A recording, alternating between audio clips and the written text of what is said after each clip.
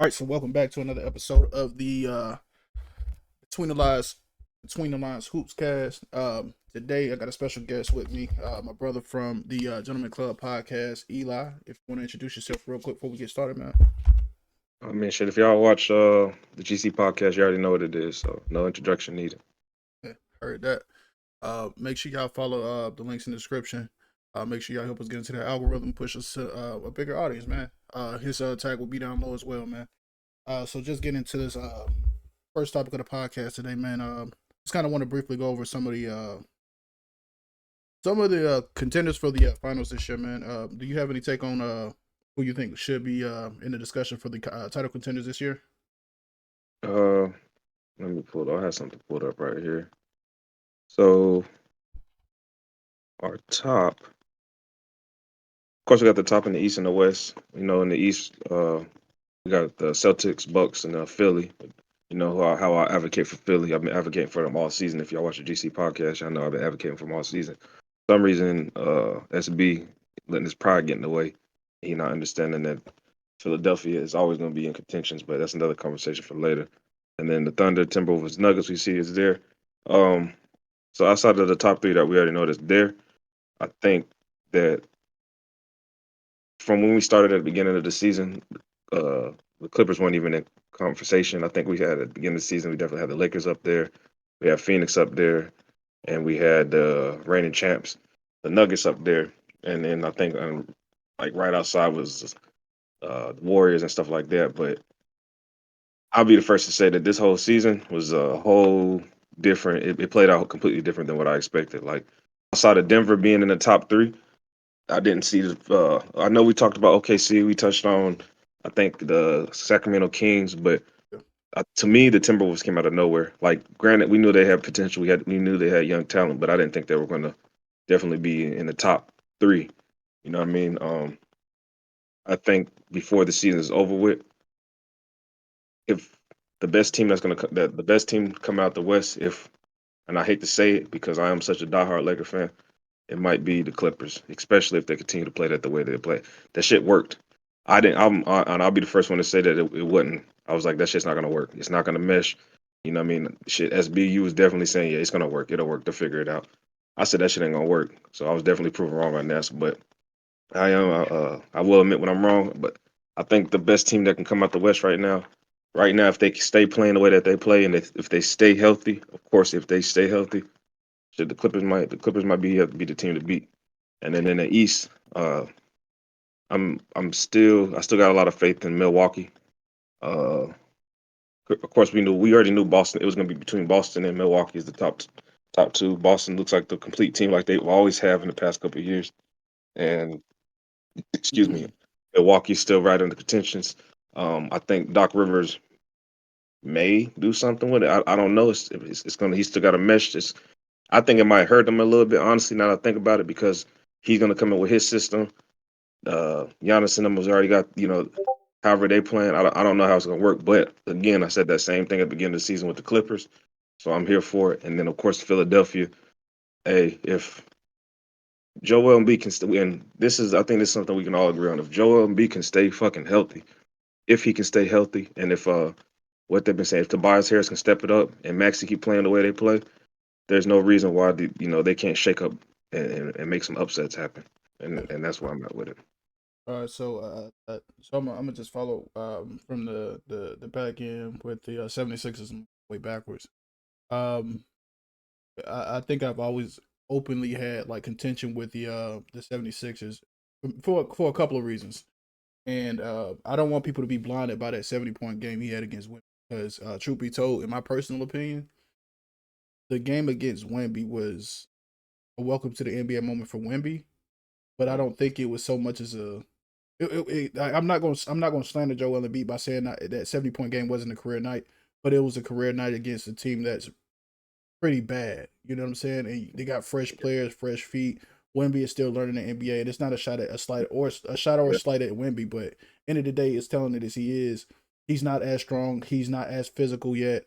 He's not. He doesn't have his NBA body yet. So I take that 70-point game from Joel, and I say, congratulations on that 70-point game, but Let me see you do it against Bam Adebayo or Demontis Sabonis or Right. Nikola Jokic. You know what I'm saying? I want to see that kind of game against them or Anthony Davis.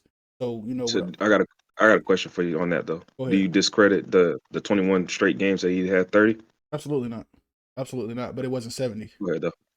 That's shit. 21 straight games, 30 points. It's That's cool. that's But see, pretty impressive. it's different. Yeah, of course. I mean, that's hard as fuck to do. Niggas can't even And score and it's 15 in a probably against game. some of the names that you. It's probably against some of the names that you mentioned. Yeah, You know what I'm absolutely. But saying? I also, even with those last 21 games, out of those last 21 games, how many did they actually win? And when it's at 500 or 600, it doesn't really hold as much weight as it does as if he won But they 100% of the games. So they're number three. I mean, it's yeah, they they're number winning. three. They winning still. Yeah, but You know what I mean? this has been a consistent thing with the 76ers over the last 4 years. So I'm not gonna keep taking my hands out of my pockets with and hold my arms out wide with waiting on them to come in and give me a hug and say, man, y'all did it, da da da da. When it's the same level of shit that we get every year. The level of expectation for the 76ers at this point, especially with now getting a new head coach in Doc Rivers, who's a proven winning coach, is that y'all have to win something. And I mean, when I say win something, y'all have to get past the second round at some point. It can't be Yeah, we have I all the agree. talent in the world and y'all can't get past the I agree. second round. And I I agree. think the one thing I have to stare back to is I actually heard Stephen A. Who a lot of people don't like his words, but I think he's very intelligent when he articulates, certain basketball takes. And the one take that I did agree with was there's no way one man can win it all by himself.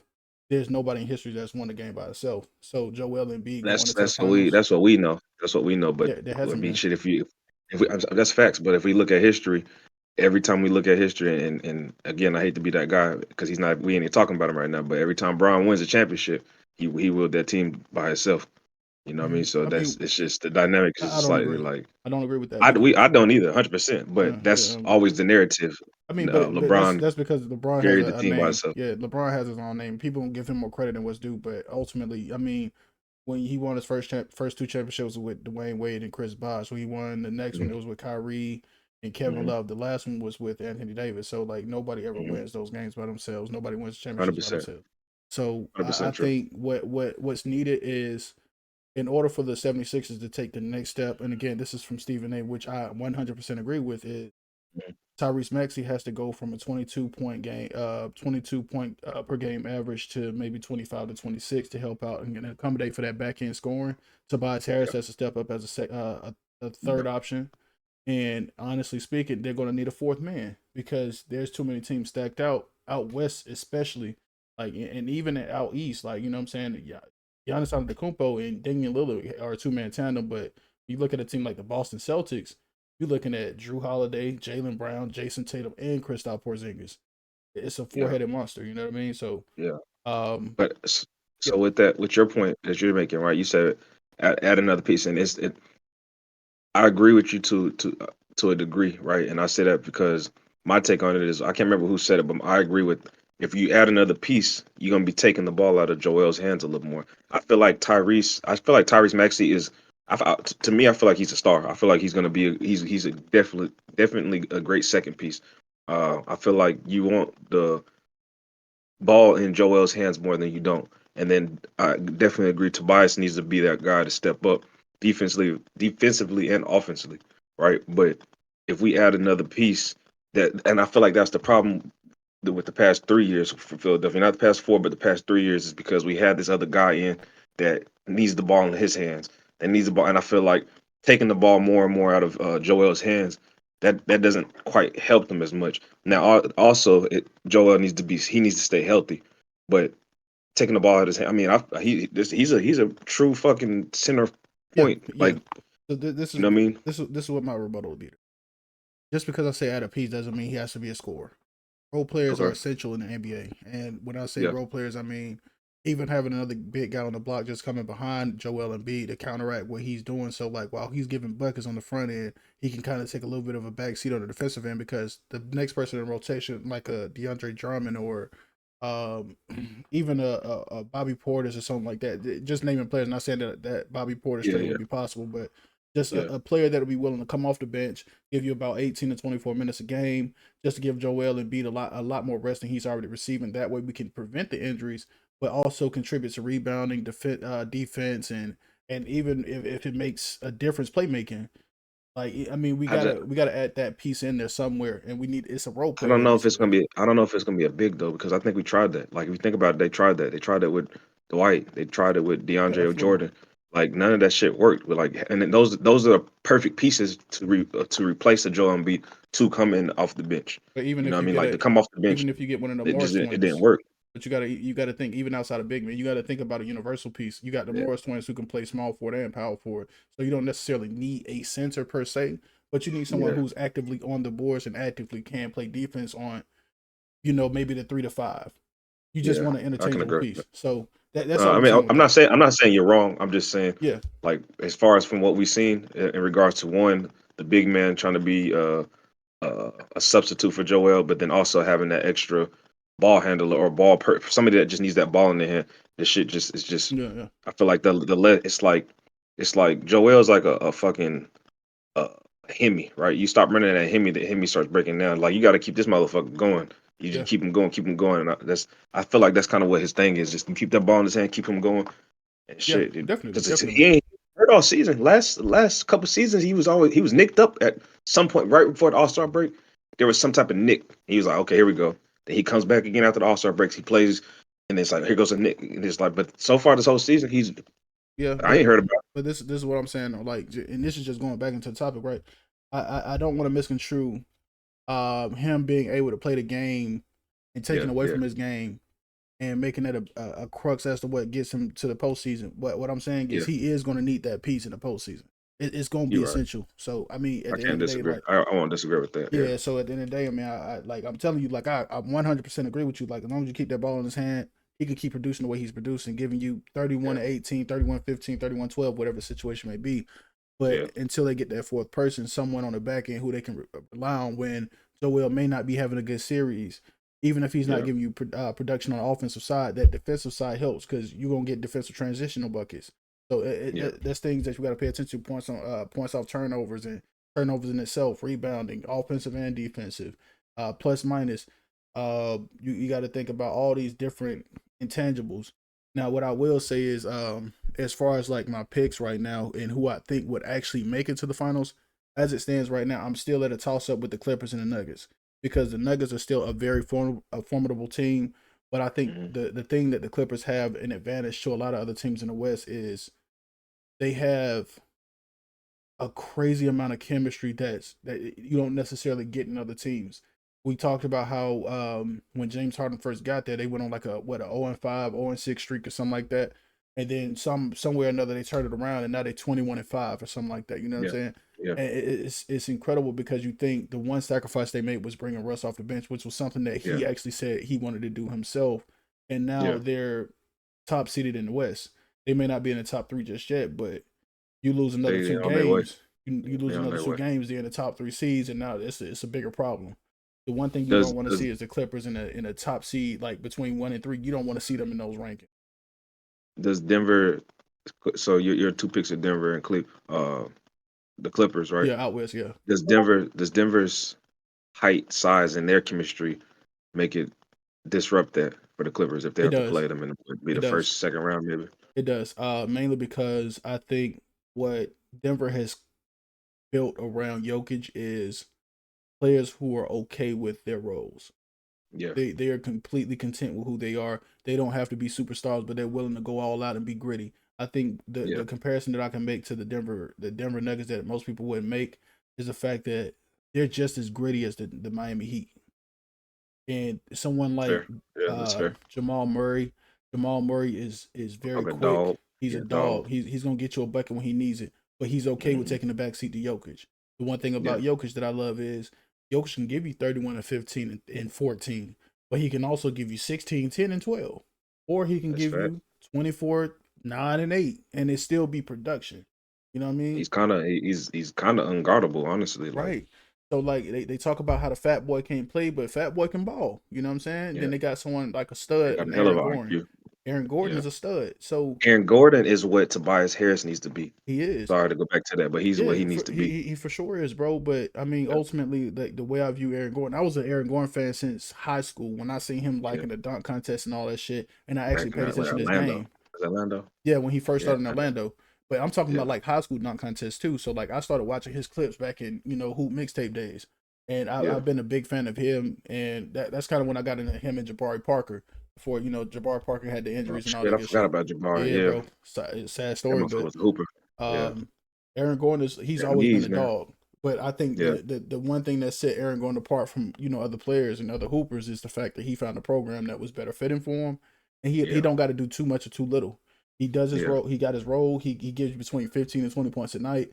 He gives you about 8 to 12 rebounds a night. He can give you Yeah. about 4 to 5 assists a night, and that's all he needs to give you, and Oh, that's completely satisfying for him. he's a hell of a and he can guard a lot of motherfucking people. He can Exactly. guard a lot of positions. But the key to that, I named three, but they also got a fourth in KCP. That's why I That's said a fact. it's very That's a important to fact. have a That's fourth that's person. the hidden gem. And Yeah. KCP is Yeah. a 3-and-D player. He doesn't Yeah. have to do too much. He can step over to the point guard side if he needs to. I've seen him guard as far as a 6'7", 6'8" small forward at times, and he's capable of holding his own. So I think like you It, still they have to show hold them they whole respect. starting five is Yeah, even is you know what I mean? uh Everybody's bought in. Kevin Porter Jr., KPJ. Like Yeah. he's a phenomenal player. He's what I think would Yeah. be like a Kevin Durant, Brandon Ingram type style player. He may Yeah. not be giving you that production yet, but he is streaky. So when you give him Yeah. the room, it might be game over. Yeah. Um, so like that in itself, I think if that series came down to who's gonna take that, I think the only reason I would give the advantage to the Nuggets is because they're proven, they have the Yeah. experience, they have Yeah. championship pedigree. You know what I'm saying? They've been there. Yeah. Kawhi's That's been there fair. too, but I mean, he's the only person out of the other four that's actually been to the finals. Nah. So, Russ. well, yeah, Russ has been, but he hasn't won. Kawhi's a two-time Then champ. Russ wasn't on that. Russ wasn't on the title. He No, hasn't that won a was title. Rondo. That was Rondo. That was That Rondo. was That's Rondo. Rondo. Yeah. Yeah. Um, Russ came the year after. Now, I will say out east, I think the biggest pieces right now that we have to look at.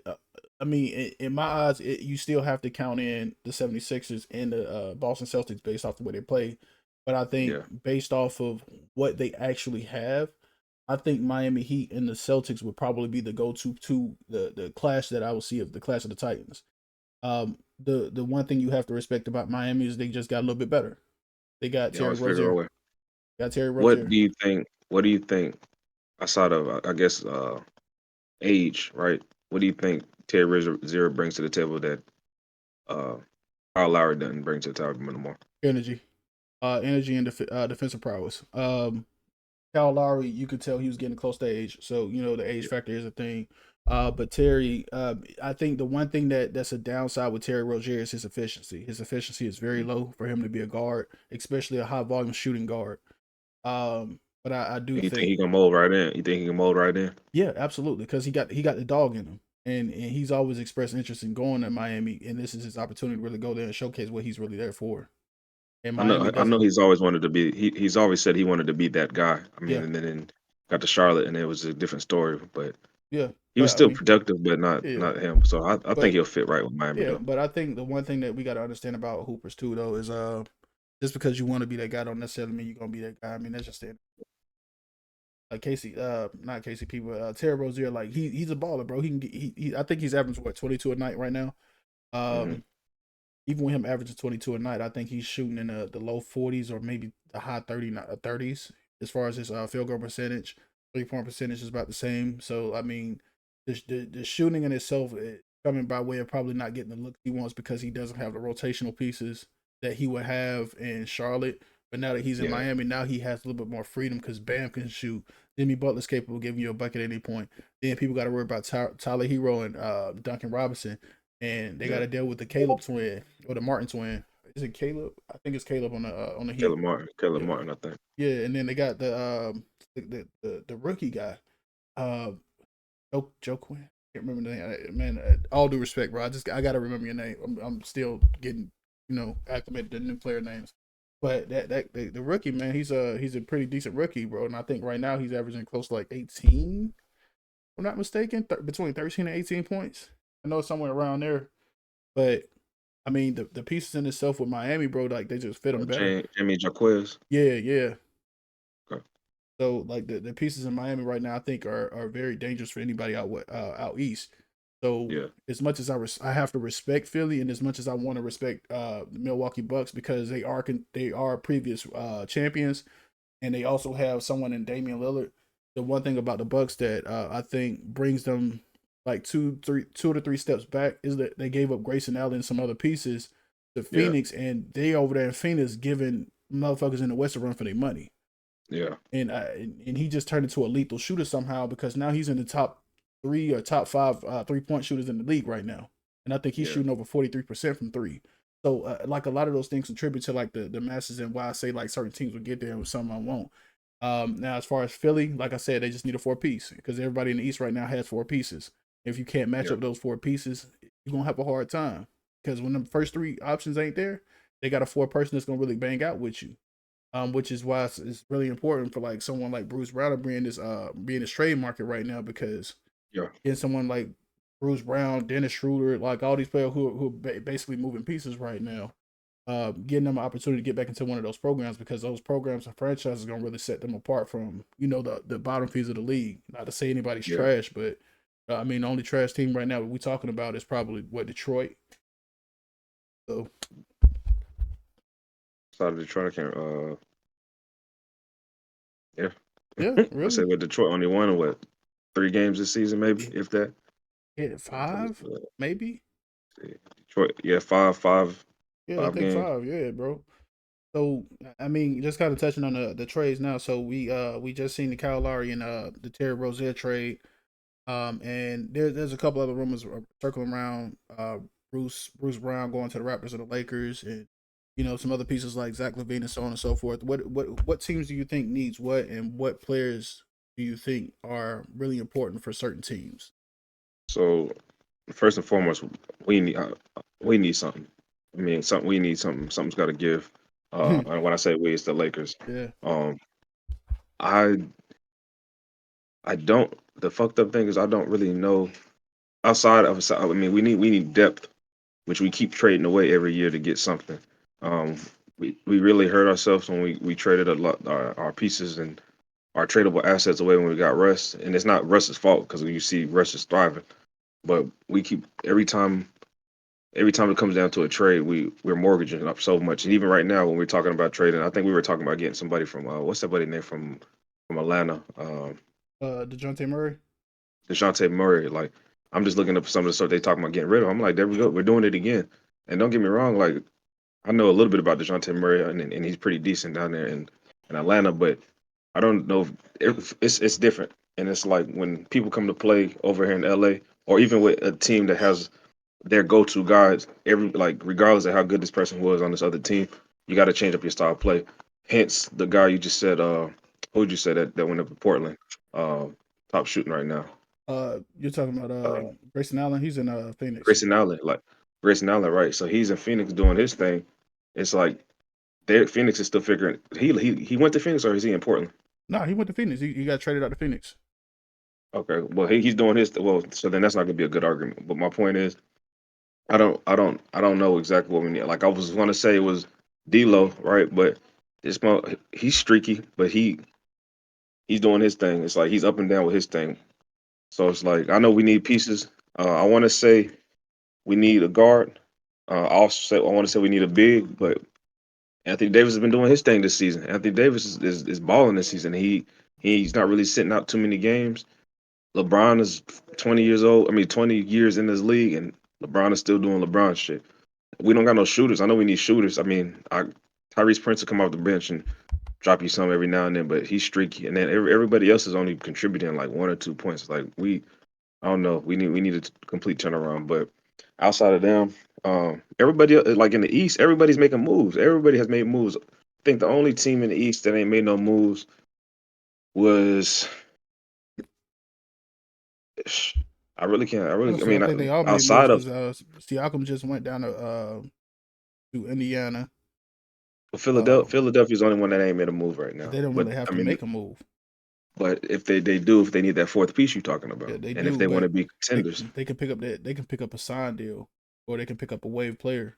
They ain't really gotta go into a trade market. They can wait to see who's gonna be waived out.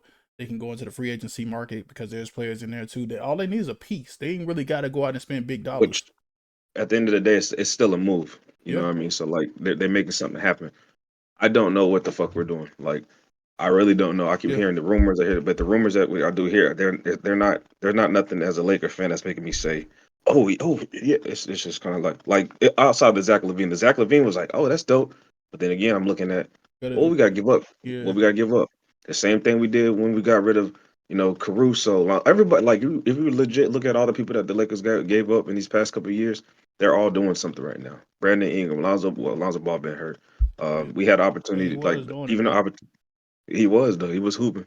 Uh, I think Porter was on the team at one point in time, wasn't he? Marcus Porter Jr. No, no, no. That was KCP. It was KCP. Well, again, championship right after he left was like so. It's just like I don't know, man. We gonna keep giving up shit. So It's right it's now, it's, it's, it's, it's the depressing to be a Laker fan right now, so what I will say especially is with how I felt going into the season. yeah. So what I will say is I know the Lakers expressed interest in bringing someone like DeAndre Drummond back. They've also talked about Dennis Schroeder. Well, actually, Dennis Schroeder said he was interested in going back to the Lakers. But I think the Lakers' real issue is right now they need someone to be a body for Jokic to like a secondary body to throw at Jokic in the playoff series. I know that was a big thing. Which is that in all honesty, I think that's a realistic argument to make for the Lakers. They need multiple bodies to throw at them. Otherwise, if Jokic doesn't get tired, he wins. Um, Yeah, that's but the case. Let's go fucking take the white from the damn G League or the overseas. yeah, I thought about that too. Um, I will say that a couple other names to mention on the list right now. For what I've seen as top trade prospects, we have got D'Angelo Russell, of course. Got Kyle Kuzma, Zach Levine, Alex Caruso. Got Gordon Hayward. Got Dejounte Murray from the Hawks. Got Bruce Brown from the Raptors, and then of course DeAndre Drummond. As I said, I think personally, I think the move I want to see the most happen is. In all honesty, I love Zach Levine, but I don't think Zach Levine's the right pick for the Lakers. I think DeJounte Murray would be a better suited option for him. Hmm. The only issue is the Lakers don't really have the assets that Atlanta is looking for in order to get DeJounte. Because I think right now what they want Yeah, is they want to start a starting caliber player with 2 first round picks, and I think the yeah. Lakers actually gave up their only 2 picks this last We ain't got season. that. So Yeah, Zach Levine may be their only option. It's not a bad option, but you're giving up a point guard and D'Lo for a shooting guard, small forward type player. So that means you're pulling either LeBron back down to the one, and you're sacrificing some size on the forehand, unless you're starting Rui Hachimura or Vanderbilt. Um, and you still don't have a backup point guard for real because Gabe Vincent he hasn't really been active or playing or anywhere to be found for that matter. And no, even when or if he does come back, I mean you got to know how much production will really get out of a player who's fresh out of injury. yeah, Um, I know they expressed interest in Alex Caruso. Alex Caruso is a piece they should never have given up anyway. yeah, Between him yeah. and Lonzo, I think they should have kept them, kept molding them into the Well, players they well, wanted. contrary to what you believe, we didn't technically give up Alex. We just Chicago offered him way more money than we could at the moment. He Mm, chased him, so he kind of left. they They offered him more money than we could have no, afforded because we were just trying to no. pay other players. Yeah, what I'm getting at is they had the assets to do it even with signing other players. They just chose not to because they didn't see the value in them. But I guess you can kind of counteract it by saying like you got Austin Reeves, who's a little bit better on the offensive side, but he's not as good defensively. Where Caruso was the complete opposite. So Yeah, I mean, realistically, it kind of balances out. It's like checkbook checks and balances. But I mean, yeah, to reacquire somebody like Alex Caruso, have him paired along with Austin Reeves isn't a bad idea. But just like you said before, what are you giving up for those pieces? You know what I'm saying? Um, Bruce Brown would probably be the most likely favorable option for the Lakers. Um, Mainly because you don't have to really give up so many assets and so much money in order to do it. And maybe they'll be able to do a cash deal to where they can pay out most of his contract in the buyout, do a buy and trade, um, depending on where the luxury tax fall. Um, well, Bruce Brown, we'd have to give up. We'd have to give up probably Gabe Vincent, and they probably gonna want Rui or Vanderbilt. And that Vanderbilt is the only one I don't want to get rid of. Rui, I don't want. It's, I wouldn't want to but give up neither one, bro. I haven't seen no consistency with Rui. He's been inactive. He's not really. Granted, when he's playing, he's playing. I like when he's on the court, Yeah, but but when I, he I doesn't definitely feel don't want to give healthy, up. then what? You know what I'm saying? He gets healthy, he goes out to He goes out to Toronto. Now he's balling, and Toronto isn't a bad team, bro. They're not a No, bad they're not. team. They're And not. they just lost Pascal Siakam, so you can obviously see they're in rebuild mode. Yeah. And it just makes that team a little bit more dangerous. So they go into youth, kind of like what the Brooklyn Nets did, but there's still someone that like you got to have a conversation about them at some point because when they do find themselves, it's going to be a completely different ball game. Now you're going to start having regret. Um, but honestly, like I don't really see too many players on this list that really stand out like a favorable option for the Lakers. Without having to give To up get too rid of. much, yeah, because you're gonna have to give up too much for these players. And no, honestly, like you give up D'Lo, you got to go find a point guard. You can't go looking for a big man unless you get a big man and a point guard in the same package. But that would mean they'll probably have to do a 3-team deal, and a lot of Yeah. teams don't want to deal with the Lakers. Facts. I don't know, man. I mean, I want the Lakers to do something, but I don't know, bro. I don't know. So I guess we're going to move on into the next one, which is talking about the new head coach in Milwaukee, man. Yeah. Um, I guess we all seen the stories about Mr. David Griffin losing his job in Milwaukee, and now Mm, they've basically picked up a new head coach, Doc Rivers. Doc Rivers, yeah. of course, once again for everybody who doesn't know who Doc Rivers is, former NBA player and a very very winning coach. He's a winner. But I think personally speaking, just to kind of kick this off, man, I think this is his last chance to really prove what type of coach he is. Is he a winner, Yeah. or was what 100%. happened in Boston pretty much a saving grace because of what he had as far as talent? Um, 100%. and I hate to say that because Doc Rivers, man, he's such a respected guy. He's very Mm-hmm. professional. He takes everything that he does very serious. Even when he was doing broadcasting and going live on TV, doing sportscasting and so on, man, you could tell like his desire to want to be professional and be completely thorough in everything that he does is there. It's compelling to know like the type of player, the type of person he is as a coach and as a businessman. But I Yeah. think the one thing right now that is going to be a big challenge for him is going from David Griffin over into a locker room where they just had issues in the locker room with this head coach saying that he couldn't win the locker room over. And it's not like we haven't heard this before with Doc Rivers in Philly. And maybe it's just maybe it's a franchise issue, maybe it's a player issue, maybe it's just the wrong coach for the wrong team, But I'm really hoping that this doesn't turn into another David Griffin situation where he's 30 some odd games into the season and he's losing his job already. I hate to see that happen to someone like Doc Rivers because the expectation in Yeah. Milwaukee right now is win. Got what we need. We need to win. And the crazy thing is he's lost his job and they're a positive team. They're a top 3 seed. So Yeah. I mean, praying for Doc Rivers, man. But again, bro, this is last stand, man. So where you at with it? Yeah. 100, excuse me, 100% agree. I hate it and I love it for Doc at the same time. Like, I love it that he's still able to get a job because of off of his name, and I want to say off of what he's done, he has won. On the flip side, of course, is playing devil's advocate. He's won. He's a seasoned winning coach. Like he wins pretty good during the season. For some odd reason, the teams that he has, like he's only won like one championship, maybe two out of his tenure. And the last championship that I can remember him winning was with the with Boston, and he's had those Los Angeles Clippers team when you have Lob City, and he has the Boston teams, and it's like now he has the Milwaukee team, right? It's not like Doc Rivers has not been, at least from as long as I can remember, Doc Rivers has not had a team that shouldn't have been in contentions, right? And again, like you said, your point was the team that he left is top three right now. They're still thriving. So it's kind of like I hate it and I love it for him because if because Milwaukee is uh, a win or bust situation right now, and I know Doc Rivers know that going into it, right? So being that you're joining this team in the middle of the season, right before the All Star break, no matter what happens with this team, if it's all for the negative, it's on you. You know what I mean? And I feel like this again, just like you said, this is this. Truthfully, to me, this is his last go run at it. Like if they don't, I think they're gonna give him this year and next year to prove himself. That's it, and that's just being graceful with it because you did hire this man in the middle of the season. But I feel like that's just being graceful with it. Um, if they don't win this season, of course, his resume is going to be brought up. There. They're going to be asking questions, whatever, whatever. And I just hate that for him because I feel like that's just going to diminish.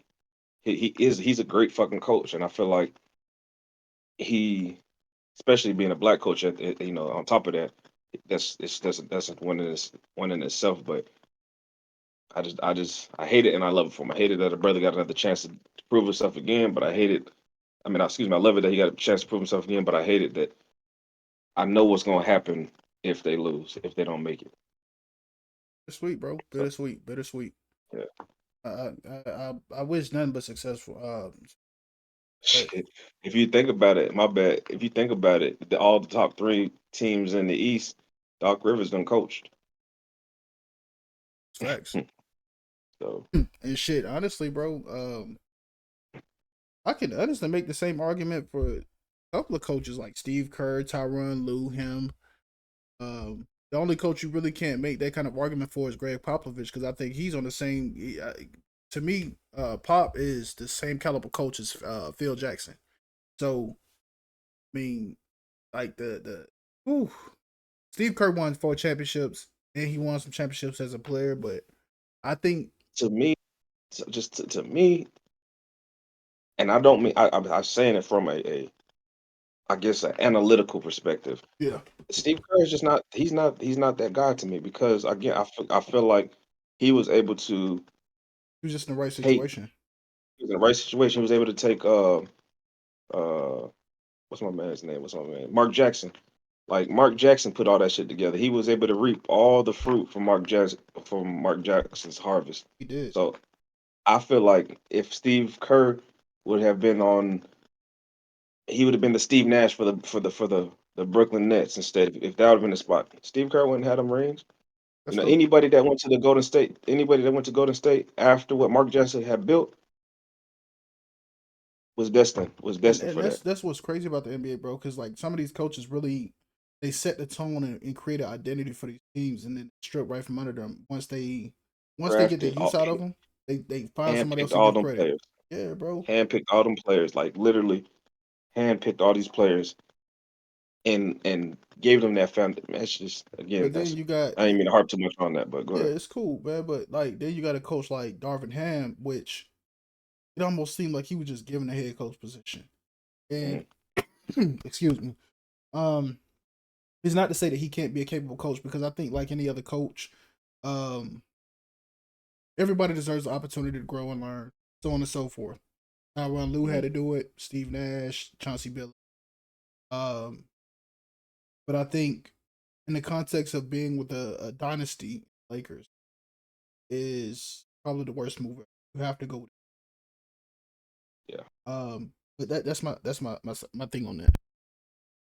it's not as far as it's not our first time making that moves, man. Yeah, Like for sure. I think our last um top tier coach was Phil Jackson. Everybody else after that, Janie was just pulling motherfucking names out of a hat and was just like, sure, why not? Yeah, You know what I mean? That's had to be. again every only active coaches right now that are that have a I don't know the it factor right now. Right now, as far as and I'm talking about this longevity. Would right now would be Pop and probably uh I guess Yeah, Spo's been consistent with it since Braun and them was there and since they was gone. So them two and I thought honestly I was just thinking Spo was just a fucking extension of Pat Riley, and to a degree, I still think so to a degree. But hey, something's working over there. yeah. So I But get hey, the last thing we could touch on right now, before we start wrapping this up, man. I'm looking at the standings here, and I'm just kind of curious, man. I know the Thunder are the number one seed right now. Uh, but what do you think they would do? You know, going into the postseason, and do you think there's a chance they could make it to the finals? And if not, who do you? what? I guess I'll give you a double question.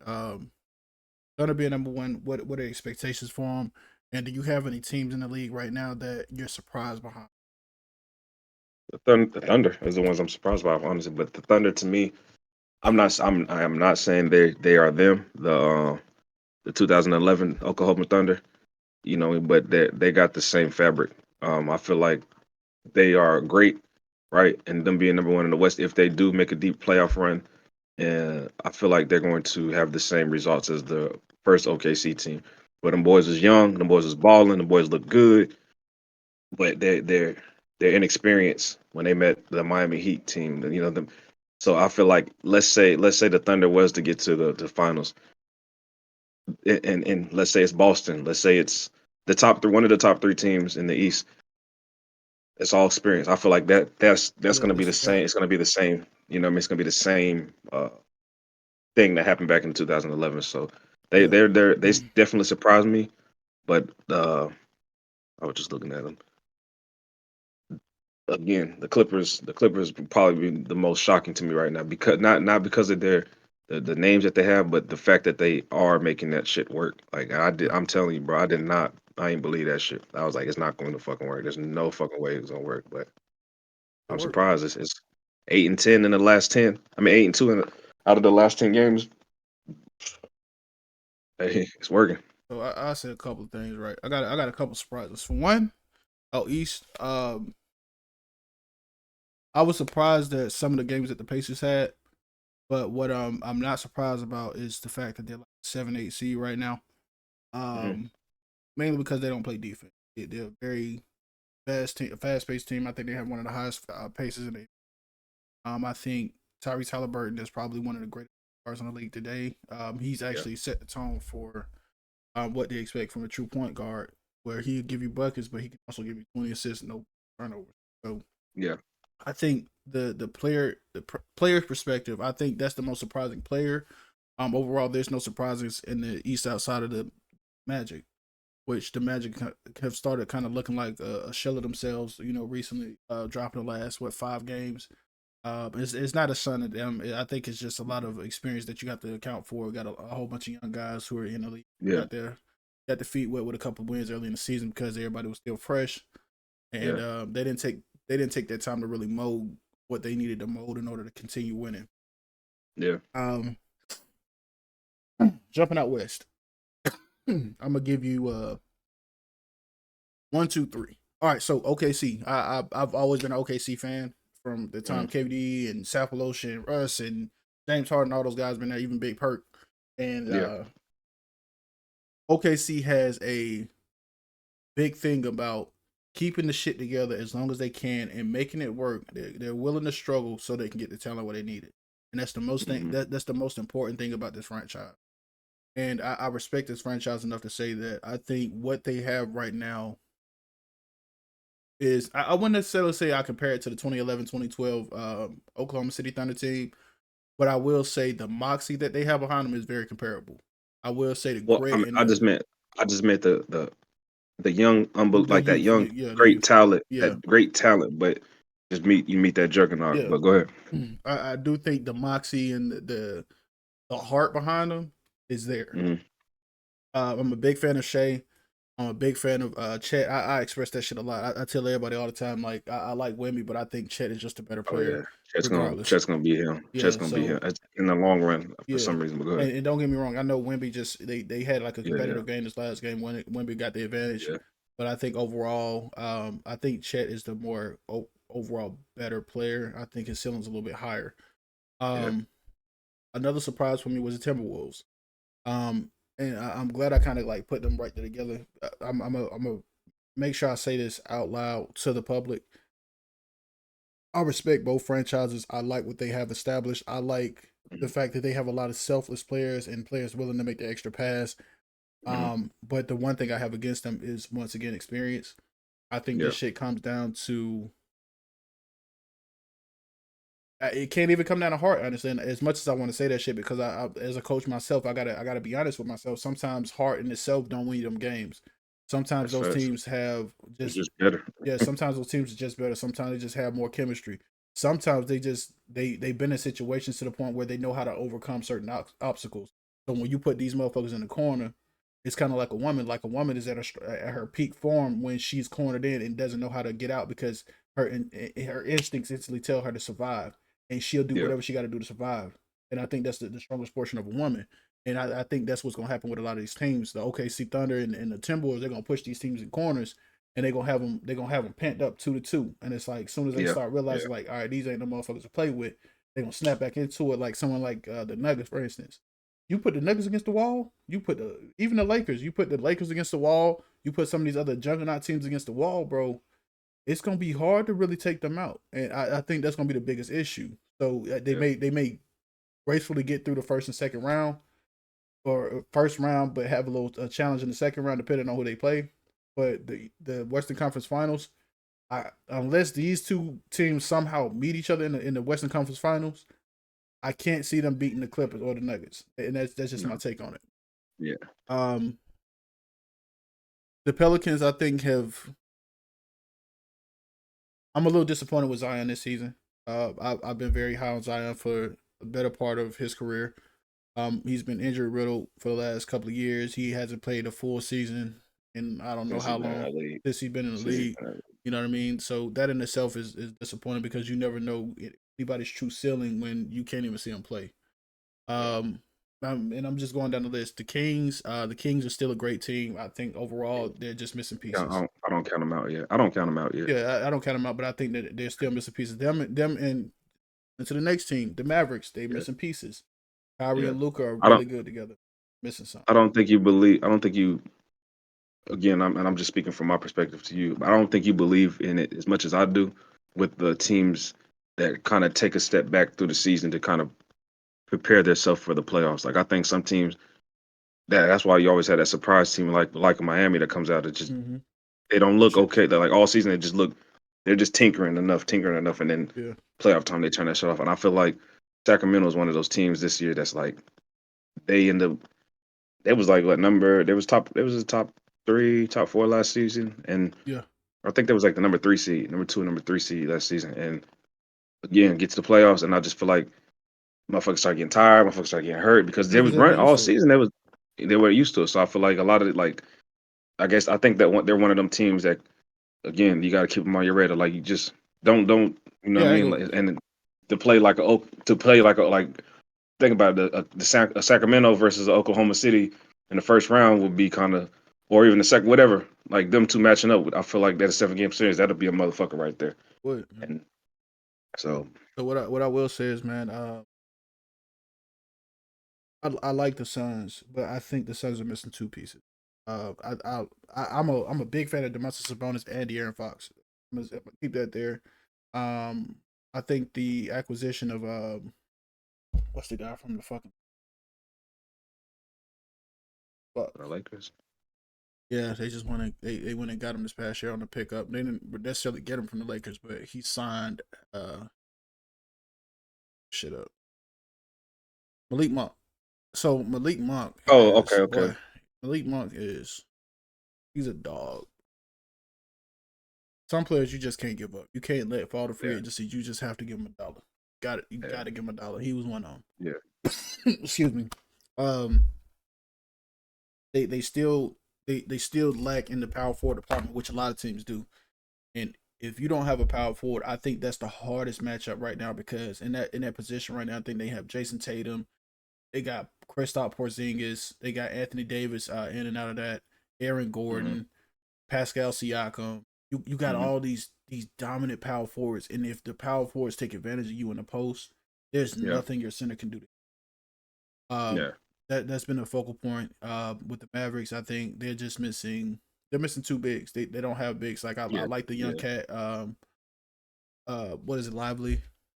Um, I like him, but he's young, so he doesn't have the experience yet. He doesn't have the grit to really get through that postseason yet. But lastly, I would say the Warriors have been the most disappointing team all season.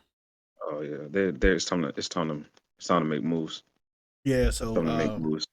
I think if we do talk about pieces that are actually needed, I think Klay Thompson finding himself in a new surrounding in LA that would be better Come for him. on. Come on to LA, brother. I I want would him to love come to that. LA. I would love that. Yeah. I wouldn't say Draymond, but I know Draymond is close to being out the door. But I mean, He wants to come to LA too, honestly. he does, but man, it kind of sucks for a player like Curry, as good as he is, man, great as he is, I Yeah. should say, man, for you guys to go But through a dynasty run. It but just this sucks. the only thing about Steph though, Steph, he motherfuckers still gonna want to play with Steph. They are So absolutely. even if they clear up all that cap room and Draymond and Clay up out of there next year, I'm not. You can't count Steph out. Anybody gonna want to go play with them, and they're gonna want to come to Golden State. So I ain't counting them out just yet. I What feel I like Yeah, what I will say go though, ahead. bro, is any event that it happens, crazy scenario, crazy scenario. Steph doesn't resign with Warriors, opportunity to play with LeBron James for his last career year. Oof, I don't give a fuck where they go. I'm bandwagon Yeah, because LeBron already said he want to play with Steph, and I would not be yeah, surprised. I would not. yeah. Hey, Laker Nation, we here for it. Go ahead, come on down, I Steph. don't know if he wants to Lakers, but you know what I'm saying whatever you want to say. I He don't know. said, he said, he said there's something dropped the other day. Said if he plays for another team, he said something about when he want to play for Charlotte. He want to go down and go play for Charlotte. Who said it, Steph? That's what Steph said. I guess because his But you daddy know, played Steph. there. But Nah, Steph actually is Steph from. He's he from from there. Charlotte. Yeah. Yeah, Well, he his family's from from Charlotte. Akron. Yeah, But his yeah, family's from Charlotte, but he's from Akron. Yeah, but yeah. shit, But even him and LeBron going back to Cleveland or shit, fuck nah, it, nigga. Him, just Lamelo, come Curry, put on that purple and gold, man. Bronny, Come put on nigga, that purple and man, they gold. go put on that teal. You never heard nobody say that. Go wear that teal on that Jordan logo, my boy. That's all right though. I ain't even gonna hate because Carolina home anyway, so I ain't tripping. Facts. Man, with that being said, man, I think this is our episode here, man. Again, man, make sure y'all like, comment, subscribe on this video, man. Help us get in the algorithm. For more NBA content, make sure y'all follow us here, subscribe, follow all of our social tags, BTL Hoopscast on all Yep. platforms. Eli, you got a Yep. final remarks before we get up out of here, man. No, sir. You already know what it is, man. All right, man. Once again, man, thank you for tuning in, man. BTL out.